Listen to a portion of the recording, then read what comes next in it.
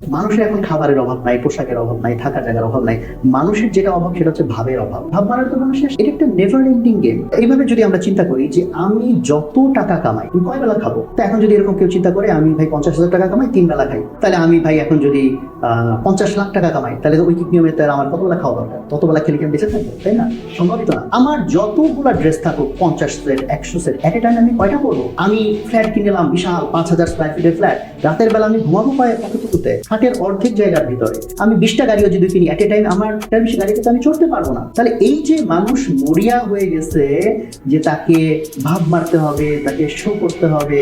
আমরা বড় লোক হচ্ছি, আমার দাদা অথবা আমার বাবা চাচারা 3 বেলা খাইছেন এবং পেট করে খাইছেন, আর আমাদের এই জেনারেশন আমরা 2 বেলা খাই, তাও আবার হার্টের অসুখ, এই ডাক্তার বলছে এই খাওয়া যাবে না, সেই খাওয়া যাবে না। তাহলে আমার এই যে এত প্রসপারিটি, এত ইনকাম, আমি তো ইউটিলাইজও করতে পারতেছি না। আমাকে জাস্ট মাথায় রাখা লাগবে যতগুলা ড্রেস আমি কিনি আমার কবরের সাইজ